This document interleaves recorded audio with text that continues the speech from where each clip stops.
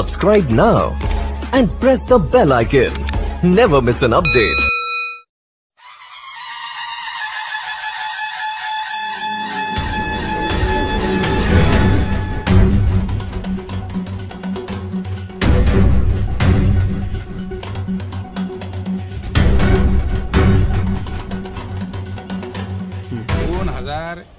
मध्ये घोरपडे हे मला भेटले आणि त्यांनी मला सांगितलं की भाऊ माझ्यावर खूप मोठा अन्याय झालेला आहे.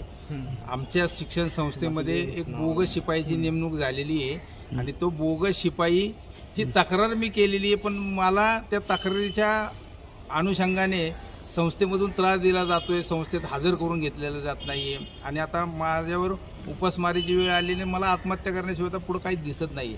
त्याच्यानंतर मग मी त्या सगळ्या गोष्टीमध्ये खोलवर गेलो, जिल्हा परिषदेला गेलो, माहिती घेतली. तर जिल्हा परिषदेला गेल्यावर असं मला कळलं की शिपाई भरती ही 2012ला बंदच झाली आहे आणि शिपाई भरती जर 2012ला बंद झाली तर मग ही 2013ला हा शिपाई आला कसा. तर त्यांनी मला असं सांगितलं की तर संस्थे चालकांनी 2015ला दुसऱ्यांना विकलेली आहे. आणि मग त्या सगळ्या गोष्टीचं आम्ही माहिती घेत गेल्यानंतरनं 2023 पासून त्या सगळ्या विषयाचा मी पाठपुरावा केला. पाठपुरावा केल्यानंतरनं सुनावणी झाली. सुनावणीमध्ये सत्य समोर आलं. संस्थेचे अध्यक्ष रमेश श्रीपती गायकवाड, संस्थेचे मुख्य शाळेचे म्हणजे शिवछत्रपती प्राथमिक माध्यमिक विद्यालय या माध्यमिक विद्यालयाचे जे मुख्याध्यापक आहेत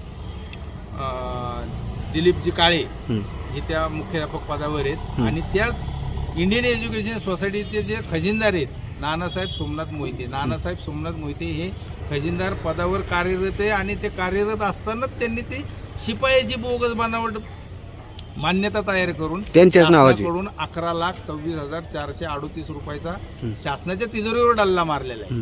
आणि हे सगळं उजेडात यायला हा इतक्या वर्षाचा कालावधी झालेला आहे. आम्ही त्या पोलीस प्रशासनाला वारंवार भेटलो, शिक्षण मंडळात सगळ्यांना भेटलो आणि ते सगळं करत असताना आज अखेर म्हणजे तुम्हाला 11 तारखेला पोलीस प्रशासनाने इंडियन एज्युकेशन सोसायटीचे संस्थापक अध्यक्ष रमेश श्रीपती गायकवाड, मुख्याध्यापक दिलीप श्रीराम काळे, त्याच्यानंतरनं खजिनदार संस्थेचे खजिनदार व शिपाई नानासाहेब सोमनाथ मोहिते व तत्कालीन सचिव असे नावाने त्यांनी तो गुन्हा दाखल केलेला आहे.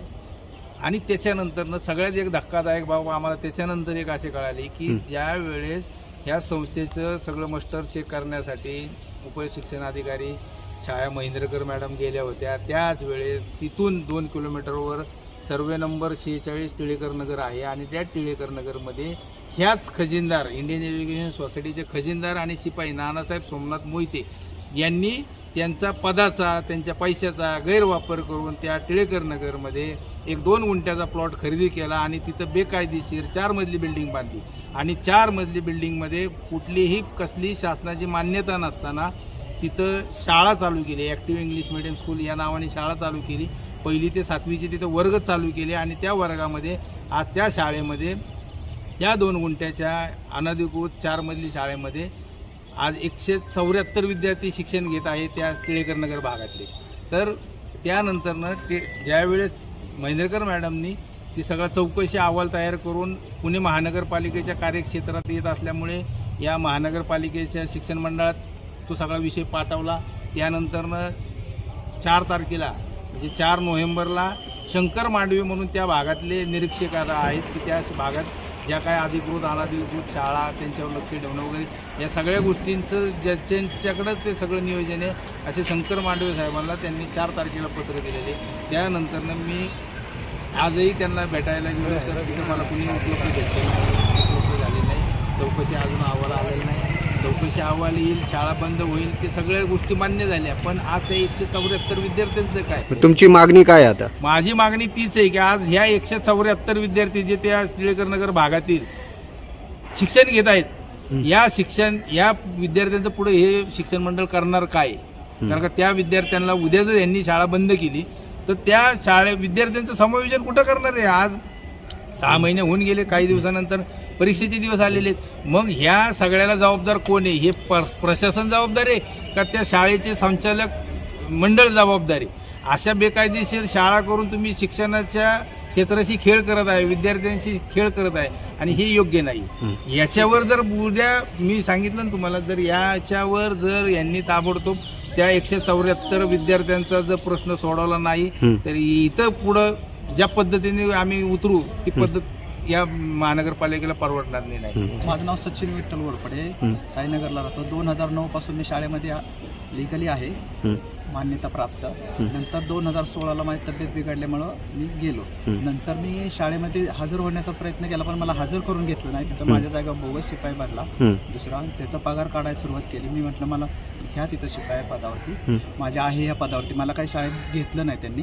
नंतर मी पत्रव्यवहार शिक्षण मंत्र्यापर्यंत केला, पण माझं काही कुठे जुमावलं नाही.